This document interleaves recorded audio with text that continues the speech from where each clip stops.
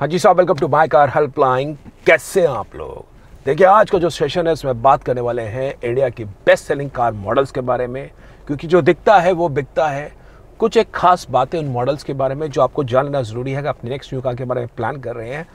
Plus एक bonus के रूप में आपको कुछ उन कंपनीज़ के बारे में, उन ब्रांड्स के बताने वाला हूँ जो भारतीय मार्केट में स्ट्रगल कर रहे हैं। क्योंकि BVR सुब्बू जी, जो पहले हुंडई इंडिया के प्रेसिडेंट थे, उन्होंने कहा है कि अगले 2 से 3 साल के अंदर इंडिया में 5 से 6 कंपनीज भारतीय कार मार्केट को छोड़ के जा सकती हैं। तो वो भी आपको पता होना ज़रूरी है। देखिए, पहली चीज़, इंडिया की जो बेस्ट सेलिंग कार रही है मार्च 2024 की, वो एक ऐसी कार रही है जिसको सेफ्टी के लिए मिले हैं 5 स्टार और जो एक impeccable value for money customers को ऑफर करती है। बात करें हैं टाटा मोटर्स की पंच के बारे में, 17,500 17,500 गाड़ियां बिकी है 2024 मार्च के अंदर। और साहब, पंच वो पहली कार है टाटा मोटर्स के पोर्टफोलियो से in the history of Tata Motors जिसने पहली बार एक क्वार्टर के अंदर 50,000 गाड़ियों की सेल्स को पकड़ा है। मैंने काफी सारे वीडियोस में आपको बताया टाटा मोटर्स की पंच के बारे में, right from the time when Punch was introduced in the Indian passenger market, right from the time when this car was showcase in 2020 auto expo also.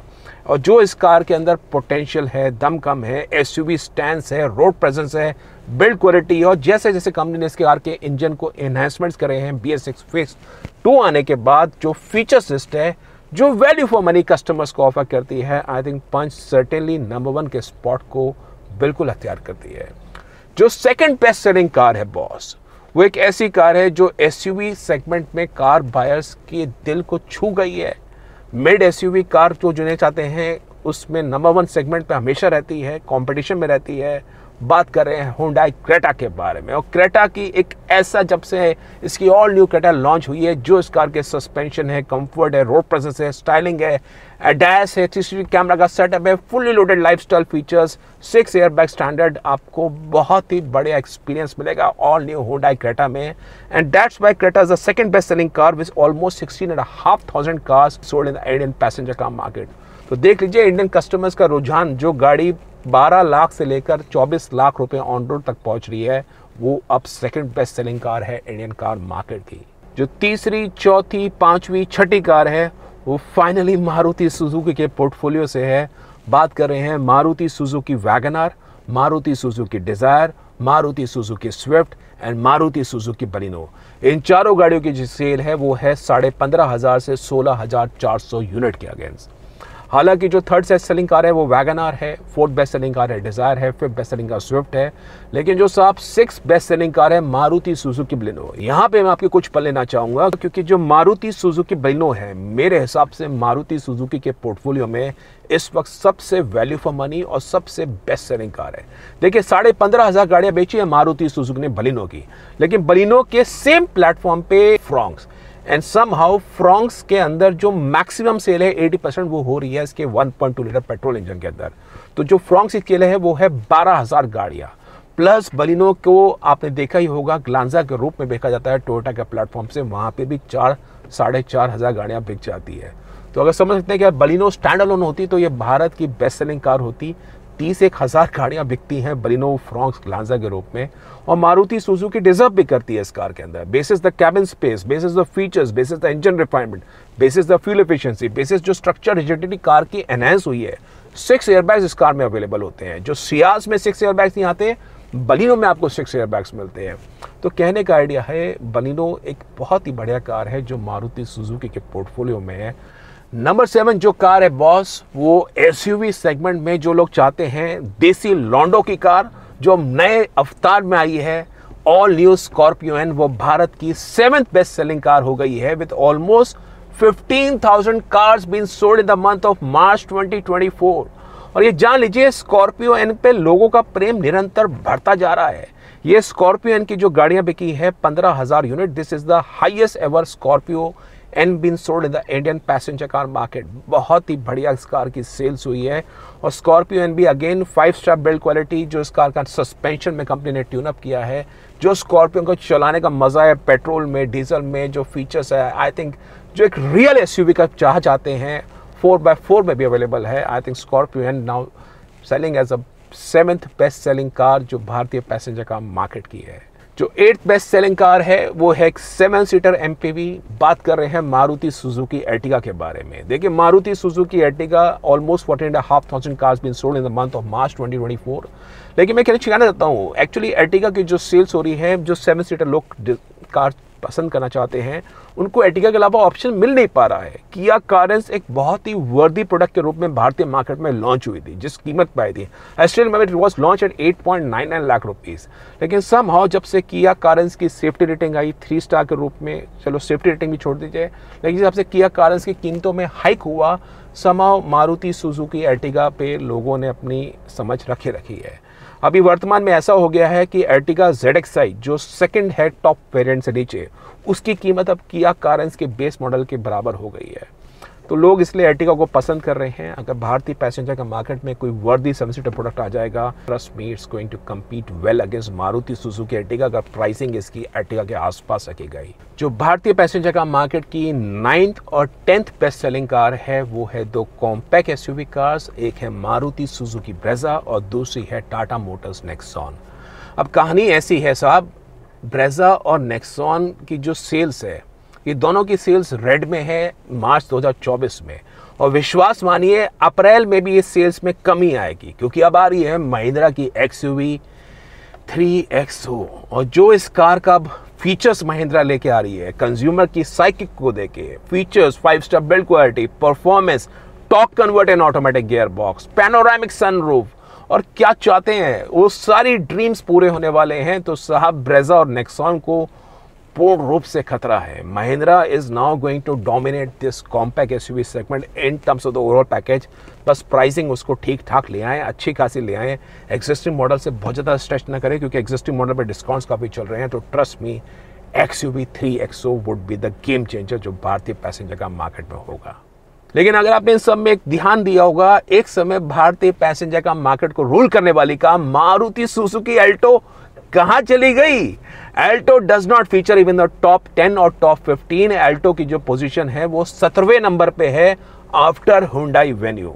और समहाउ जिस हिसाब से इंडियन कंज्यूमर्स ने अब देखना चाहा है कि हमें चाहिए एक सेफ कार, हमें चाहिए वैल्यू फॉर मनी प्रोडक्ट, हमें चाहिए इंजन, हमें चाहिए अच्छी परफॉर्मेंस, कैबिन स्पेस, समहाउ लोगों ने अपनी चाह माइलेज से और प्राइस सस्ती कार से हटा दी है, which is a very good thing. तो Maruti Suzuki Alto despite of a entry segment car, despite the manufacture offering in 50,000 discounts, is now placed at 17th position with the sales less than 10,000 cars also। तो Alto एक जो समय icon थी वो अब समय नहीं रहा है। और इसी प्रकार भारतीय कंज्यूमर की चेंजिंग प्रेफरेंस देख लीजिए, Maruti Suzuki Celerio, Maruti Suzuki espresso वो टॉप 20 में भी फीचर नहीं कर रही है बॉस। 3500 से 4,500 गाड़ियां बिक रही हैं, 5,000 गाड़ियां भी नहीं बिक रही है। रेनो क्विड जो एंट्री सेगमेंट कार है, it even does not feature. And so look at the changing preference which is happening to the Indian consumers. अब जो कार केवल माइलेज पे सस्ते होने के नाम पे बिकती थी, अब वो कार कहीं फीचर नहीं कर रही है। लेकिन इसी के विपरीत कुछ कार कंपनीज ऐसी भी हैं जो ऐसे स्ट्रगल कर रही हैं जो आपको जान लेना ज़रूरी है, क्योंकि हर चीज़ का बोलबाला के साथ साथ ये भी है कि कौन से ऐसे ब्रांड्स हैं जिस पे भैया थोड़ा सतर्क होना ज़रूरी है। Jeep India, American brand, authentic. Jeep की कहानी ऐसी हो गई है, their market share is just 0.11%। You know the sales of Jeep as a brand in the last 3 months, January to March quarter, it is mere 1100 units approximately, 1000 से केवल 1100 unit पिछले 3 महीने की सेल्स है जीप कंपस और meridian की, Wrangler की जो उनकी कार्स आती है। तो एक बहुत ही ज़्यादा कंसर्निंग एरिया है, एक ब्रांड कैसे सस्टेन कर सकती है इतने कम सेल्स के बाद।